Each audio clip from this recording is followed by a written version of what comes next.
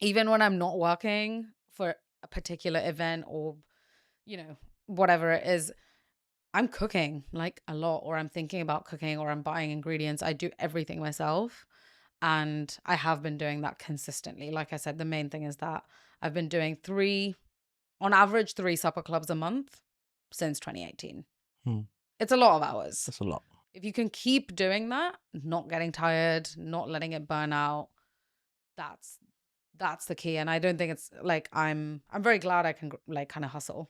I think there have been moments, especially like financially, where I've been like, oh, I'm just going to quit and I'll go get a full-time job in, I don't know, consulting, because that's what I used to do before this. And then I've had an event and I've just seen people's faces light up and I'm like, no, I'm good at this. So you just keep going and you keep going.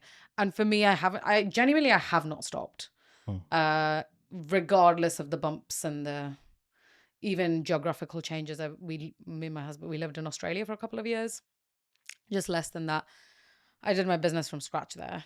I didn't know anyone, didn't have colleagues, didn't have friends really, and managed to, within 6-7 months, have sellout events from having no community. London was always easier because I know people who live in the city, right? But I think that gave me that confidence of like, I'm good at this, so I'm just going to keep going.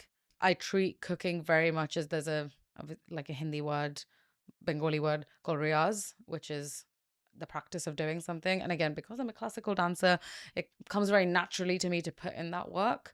You just have to keep, I don't know. That's probably my key message to anyone wanting to start something like this. You can't just do it on the day that you have an event. I feel like it kind of always has to be running in the background. This is the bit. This is where people go, oh, I'm interested in cooking. But to do it to the level you're doing it at there's a different level. And I want people to know, because some people might have heard 3 supper clubs a month. I mean, come on, like, it's 3 nights every 30 days. I mean, come on average. That doesn't sound like a lot, but I know that's crazy. Yeah. So let's give a flavor. So let's say you've got a supper club next week. Yeah. What would you do from now until, let's say, next Wednesday? Because I've been doing this for supper clubs are about to be 7 years. All the menus and the food that I cook, it's in the back of my brain. Like, there's knowledge that I've gathered from, I don't know, hours of watching YouTube videos, reading books, listening to podcasts, lots of different things, traveling to different parts of India. So that's already time that's in the bank, right? Then there's the regular cooking that I do. I cook in a cafe once a week. Sometimes I not practice, but like I'll put ideas into play if I'm cooking somewhere during the week that's not part of the supper club. In terms of a week's rundown, firstly, I don't know, I make a bit of an email list. I have to, most of the time, contact the people that have booked or check the booking platform, check for any dietaries. Then there's making a list of ingredients. I buy all the ingredients myself. I don't do like online orders and stuff. And that's something I really enjoy. It's part of the prep that I enjoy. So I'll go to, honestly, different parts of London, buying stuff, carrying it home with me on a bus. So there's a lot of time, again, already adding into it, right? That people don't really see when they've just seen an event has happened. All events are pretty much in our flat. So in my home space. So there's the cleaning, there's just general like upkeep, setup, laundry. I don't know. All of these things do add up. Then obviously making the food. Usually I do that like on the day. There'll be some elements I do like maybe the evening before. So doing 2 to 3 events a week is like 7 days of work, like very easily. So I actually had someone ask me maybe a week ago. They were asking me how many supper clubs I do. And I said, oh, summer's really busy and I really thought I pushed myself in July, possibly a bit too much.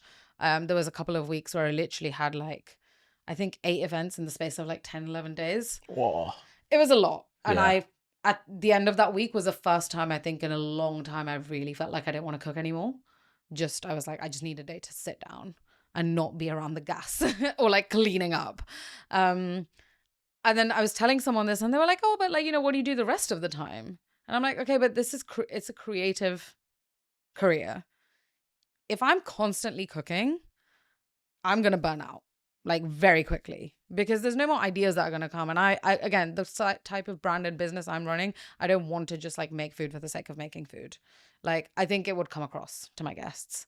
I don't want to be on this autopilot of like, here's a menu, I made it for you, off you go, you've paid me money. That's not what I'm doing. If I was doing that, I'd run a restaurant, genuinely speaking, because then I can pass it on to other people at least. This is all me and my energy. So if my energy is not there, it will come across. So yeah, it is interesting. I think a lot of times when I've applied to do like events in spaces, there's obviously that chat of fees and payment that we will hopefully touch upon. People just see like, here's the menu cost, here's the ingredients cost, why are you charging this much money? And I'm like, okay, but I've been putting in like 10 years of work into this. So my brain is in that position to be able to make all this food, teach you about this culture, and there's a lot of work that's gone into that. So I don't think people really appreciate that very often. They'll just be like, why are you charging this much?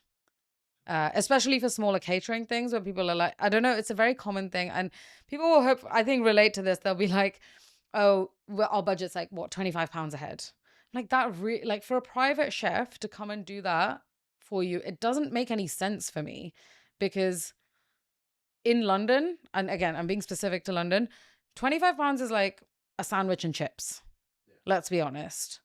And like what I'm doing is putting in years of effort and work and knowledge and my kind of usage of spices and condiments and all of these things I've been honing my skill in.